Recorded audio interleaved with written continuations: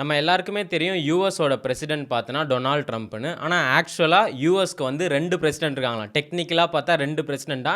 அதுவும் இல்லாமல் யூஎஸ்குள்ளே பார்த்தோன்னா ஒரு சின்ன கண்ட்ரி ஒளிஞ்சிட்டு இருக்கான். அதை பற்றி பார்ப்போம். யூஎஸில் பார்த்தோன்னா நிறைய ஸ்டேட்ஸாக பிரித்து வச்சுருப்பாங்க.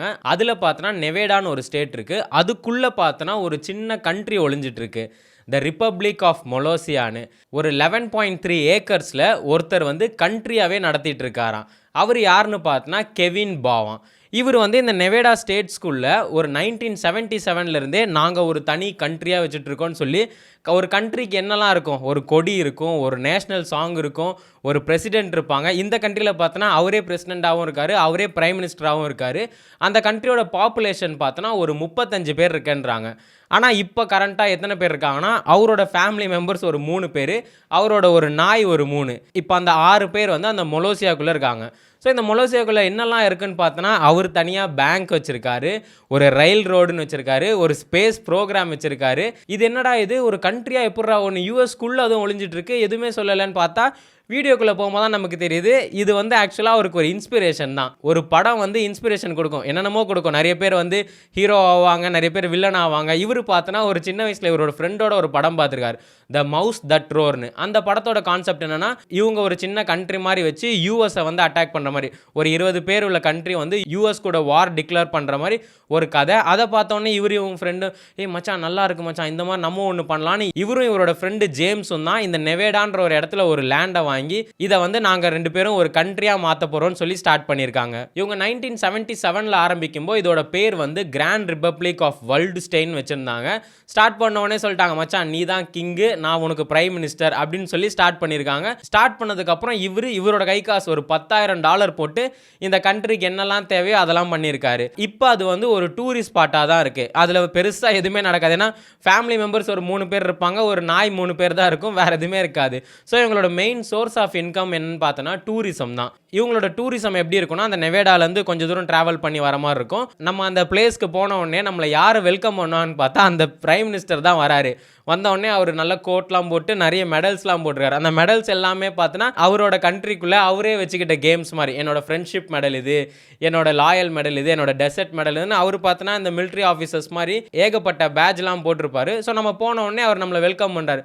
வெல்கம் பண்ணி எக்ஸ்பிளைன் பண்ணுறாரு, நீங்கள் இப்போ இந்த பார்டருக்குள்ளே வந்ததுக்கப்புறம் இது யூஎஸ் கிடையாது, இது என்னோட ரிப்பப்ளிக் ஆஃப் மொலேசியா, வெல்கம் நீங்கள் வாங்கன்னு சொல்லிட்டு எல்லா கண்ட்ரிலையும் போகும்போது தெரியும் பாஸ்போர்ட்டில் இந்த சீல்லாம் அடிப்பாங்க வெல்கம் டூன்னு.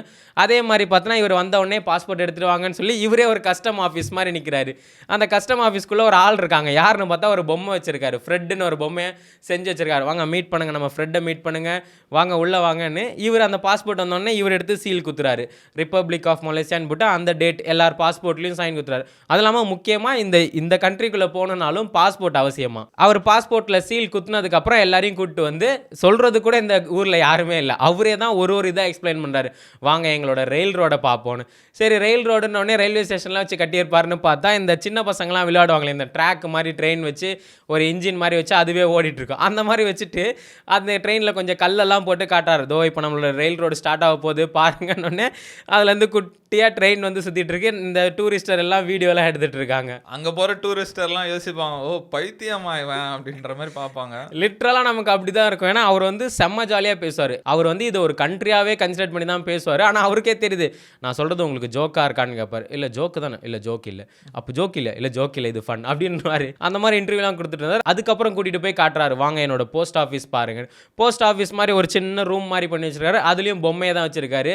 அப்புறம் பேங்க்னு ஒன்று இருக்குது. இவர் ஆக்சுவலாக பார்த்தா இந்த மொலேசியாவுக்கு ஒரு கரன்சியை வச்சிருக்காராம். நமக்கு எப்படி ருப்பீஸ் மாதிரி இருக்கோ அங்கே பார்த்தோன்னா வெலாரோன்னு ஒன்று யூஸ் பண்ணுறாரு. அது என்னன்னு பார்த்தோன்னா ஒரு சாக்லேட் சிப்பான், இந்த பிஸ்கெட் மாதிரி சொல்லுவோமே அந்த மாதிரி நம்ம வந்து வாங்கிக்கலாம், நம்மளோட $US கொடுத்து வாங்கிக்கலாம். அதுக்கப்புறம் வந்து ஒரு நோட் மாதிரிலாம் கூட இருக்குது. ஆனால் அதுவும் லிமிட்டட் தான், ஒரு கஸ்டமருக்கு 2 தான் தருவாங்க. ஏன்னா அவரே கொஞ்சம் தான் வச்சுருக்காரு. அந்த மாதிரி நம்ம காசு கொடுத்து வாங்கிக்கலான்றாரு. அதை விட காமெடி, வாங்க அடுத்தது நம்மளோட ஸ்பேஸ் ப்ரோக்ராம் பார்க்க போகலான்னு. சரி ஏதோ ராக்கெட் மாதிரி விடுவார்னு பார்த்தா இந்த கேம்ஸ் மாதிரி ஒன்று இருக்கும், ஒரு ராக்கெட் மாதிரி இருக்கும். நம்ம இப்படி காலில் அமுக்குனா அது அப்படியே சின்னதாக மேலே போய் விழும். அந்த மாதிரிலாம் வச்சுட்டு வாங்க வாங்க ஒருத்தவங்களா பண்ணுங்கன்னு சொல்லிட்டு பண்ணதுக்கப்புறம் அவங்களுக்கு சர்டிஃபிகேட் போடுறாரு. இந்த மாதிரி மலேசியாவில் ஸ்பேஸ் ப்ரோக்ராம் பார்ட்டிசிபேட் பண்ண அப்படின்னு சொல்லி ஒரு சர்டிஃபிகேட்லாம் கொடுக்குறாரு. அதே மாதிரி பார்த்தோன்னா எல்லா கண்ட்ரிக்கும் ஒரு டைம் ஜோன் இருக்கும். இப்போ நம்ம ஐஎஸ்டி ஃபாலோ பண்ணுறோம், அதே மாதிரி அவர் ஒன்று வச்சிருக்காரு, எம்எஸ்டின்னு மலேசியன் ஸ்டாண்டர்ட் டைம் ஜோன் ஒன்று ஃபாலோ பண்ணுறாரு. அதே மாதிரி பார்த்தோன்னா நேஷனல் கேம் வச்சிருக்காரு. நமக்கு எப்படி ஹாக்கியோ அந்த மாதிரி அவர் வந்து ஒரு ப்ரூம் பால்னு வச்சிருக்காரு. அது என்னன்னா இந்த தொடப்பம் மாதிரி இருக்கு, அந்த தொடப்பத்தோட பிடியை பிடிச்சி ஒரு பால் மாதிரி போட்டு அடிக்கிறாங்க.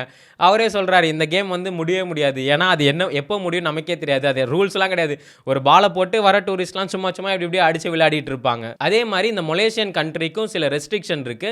நம்ம எப்படி மற்ற கண்ட்ரி போகும்போது சிலதெல்லாம் எடுத்துட்டு போட இந்த ட்ரக்கு, இந்த ஃபயர் வெப்பன்ஸ் அந்த மாதிரிலாம் இருக்கு. இங்கேயும் பார்த்தா அதெல்லாம் கொண்டு போகக்கூடாதான். அதுலேயே முக்கியமாக பார்த்தோன்னா இந்த ஆனியன், ஸ்பின்னச், கேட்ஃபிஷ்லாம் கொண்டு போகக்கூடாதான். எதுக்குன்னு கேட்டால் இந்த பிரசிடென்ட்டுக்கு அதெல்லாம் பிடிக்காதான், அதெல்லாம் நீங்கள் கொண்டு வரக்கூடாதுன்னு சொல்கிறாரு. அதுக்கப்புறம் இவங்க ஒரு அஃபிஷியலாக வெப்சைட்டும் வச்சுருக்காங்க, இந்த ரிபப்ளிக் ஆஃப் மலேசியான்னு.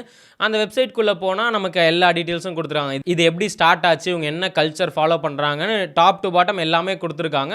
நான் சொன்ன மாதிரி இவங்க டூரிசம் தான் மெயினாக ஃபாலோ பண்ணுறாங்க. நம்ம இப்போ போகணுன்னா கூட நம்ம புக் பண்ணிட்டு போகிற மாதிரி தான் இருக்குது. அதிலே கூட பார்த்தோன்னா சில ஆப்ஷன்ஸ் இருக்குது. நம்ம வந்து அவர் கூட ஃபோட்டோ எடுத்துக்கலாம். அது பார்த்தோன்னா $5 அப்படின்ற மாதிரி இவங்க டோட்டலி அந்த டூரிசம் பேஸ் பண்ணி தான் இருக்காங்க. அதுக்கப்புறம் பார்த்தோன்னா இந்த கண்ட்ரி வார் கூட போயிருக்குன்னு சொல்கிறார். அவங்க வெப்சைட்டில் பார்த்தோன்னா ஒரு 4 வார் கிட்ட அப்டேட் பண்ணியிருக்காங்க. இருக்கிறதே 3 பேர், நீனே வார் பண்ணேன்னு பார்த்தா அவர் ஒரு காமெடியான வாரும் நடத்தியிருக்காங்க. என்னன்னா கிக் ஆசியன்னு சொல்லி வேற ஒரு குரூப்பா இவங்களோட கண்ட்ரிக்குள்ளே பூந்து இவங்களோட இதை எடுத்துட்டாங்களாம். எடுத்ததுக்கப்புறம் திரும்பி இவங்க ஃபைட் பண்ணி எங்கள் கண்ட்ரியை நாங்கள் மீட் எடுத்துட்டோம் அப்படின்ற மாதிரி அந்த வாருக்கு கிக் ஆசியன் வார்னு வச்சுருக்காங்க. இன்னொரு வார் பார்த்தோன்னா ஈஸ்ட் ஜெர்மனியோட நாங்கள் வார் வச்சுருக்கோன்றாங்க. அது என்ன மேட்டர்னா, இவர் யூஎஸ் ஆர்மியில் இருக்கும்போது அங்கே ட்ரைனிங் அப்போ இவங்களை வந்து தூங்க விடலையாம். அதனால் வந்து இவர் ஈஸ்ட் ஜெர்மனியோட இன்னும் நாங்கள் வார் போயிட்டுருக்கோன்னு சொல்லி, ஈஸ்ட் ஜெர்மனியே இப்போ இல்லையா, ஆனால் வந்து இவர் இன்னும் நாங்கள் அதோட வார் போயிட்டுருக்கோன்னு சொல்லி அப்டேட் பண்ணிட்டு இருக்காரு. இதுக்கப்புறம் இன்னொரு வார் தான் காமெடியாக இருந்தது, இந்த டெட் டாக் வார்னு. என்ன மேட்டர்னா, இவங்களோட கண்ட்ரிக்குள்ளே யாரோ செத்த நாயை வந்து புதைச்சிட்டாங்களாம். அதை இவர் தெரிஞ்சுக்கிட்டு இதை நாங்கள் விட மாட்டோம், நீங்கள் எப்படி நாங்கள் அமைதியாக இருக்க ஊருக்குள்ளே இந்த மாதிரி ஒரு காரியம் பண்ணியிருப்பீங்க, நாங்கள் இதை விட மாட்டோம்னு சொல்லி அதுக்கு ஒரு வார் போட்டு, அதுக்கப்புறம் அந்த இறந்து போன நாயோட உடம்பை எடுத்து வேறு எங்கேயோ போட்டு அதுக்கு ஒரு நினைவார்த்தமாக ஒரு கல்லெல்லாம் போட்டு ஒரு நாய் சிலைலாம் வச்சுருக்காரு. இந்த கெவின் பாவோட இமேஜினேஷனுக்கு ஒரு எல்லையே இல்லாமல் போயிடுச்சு. 2000 பார்த்தோன்னா இந்த சிட்னி ஒலிம்பிக் நடந்தது.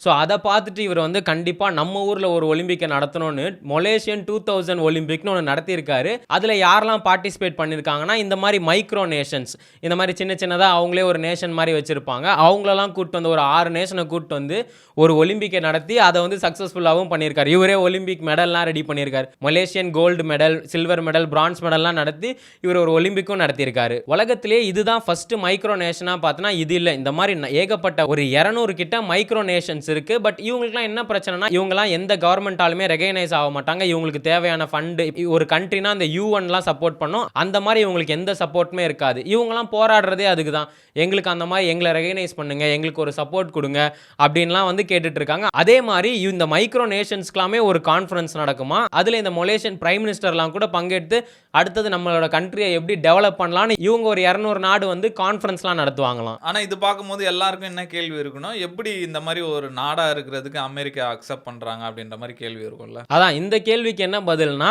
எப்போவுமே இந்த மாதிரி ஒரு மைக்ரோ நேஷன்ஸ் நிறைய, இப்போ நம்ம நினச்சா கூட ஒரு மைக்ரோ நேஷனாக ஸ்டார்ட் பண்ணலாமா, ஆனால் என்னன்னா இந்த கவர்மெண்ட்டோட லா ஸ்கூலில் இருந்தால் நம்மளை யாரும் எதுவும் சீண்ட மாட்டாங்களாம். நம்ம இந்த கவர்மெண்ட் லாவெல்லாம் பிரேக் பண்ணுற மாதிரி இருந்தால் கவர்மெண்ட் வந்து இதெல்லாம் பண்ணக்கூடாது, வீடு கிட்டலாம் அடிச்சு ஓட கிளம்பு அப்படின்றாங்களாம். அதனால தான் வந்து 1977லேருந்து இப்போ வரைக்குமே அந்த ரிப்பப்ளிக் ஆஃப் மலேசியா வந்து நெவேடா ஸ்டேட்ஸ்குள்ளே தான் இருக்குது. எந்த கவர்மெண்ட்டோட லாவும் எதுவும் பிரேக் பண்ணல. அதான் அவரை பார்த்தாலே நமக்கு பிரேக் பண்ணுற மாதிரி இருக்காது, அவர் ஃபுல்லாக காமெடியாக பண்ணிக்கிட்டு இருக்காரு. அதனால வந்து அப்படியே கவர்மெண்ட் விட்டாங்க போல இருக்கு இவரை கண்டுக்காம. ஆனால் நம்ம கண்ட்ரின்னோடனே நம்மளுக்கு ஞாபகம் வர்றது வந்து கைலாசா தான். அந்த கைலாசா எங்கே இருக்குன்னு தான் எல்லாரும் தேடிட்டு இருக்காங்க. அது மட்டும் இல்லாமல் நான் அவர் வந்து நித்யானந்தத்தை ஃபாலோ பண்ணிட்டு இருக்கேன். டெய்லியும் பார்த்தா ஏதோ போஸ்ட் வரும். ஒரு வாரத்துக்கு முன்னாடி ஒரு போஸ்ட் வந்தது, இந்த மாதிரி நான் கலாட்டா சேனல் கூட லைவ் போக போகிறேன் அப்படின்ற மாதிரி வந்தது. சரி மனுஷன் என்ன பேசுகிறாரு பார்ப்போம் அப்படின்ற மாதிரி எக்ஸைட்டடாக இருந்தது. அப்புறம் பார்த்தா காணோம், ஆளை காணோம். இப்போ பார்த்தா நான் இந்தியா கிளட்ஸ் கூட லைவ் போக போகிறேன் அப்படின்ற மாதிரி அனௌன்ஸ்மெண்ட் வந்திருக்கு. இந்த வாட்டியாவது அவர் லைவ் வருவாரா, வந்து என்ன சொல்வாருன்னு பயங்கர எக்ஸைட்டடாக இருக்குது.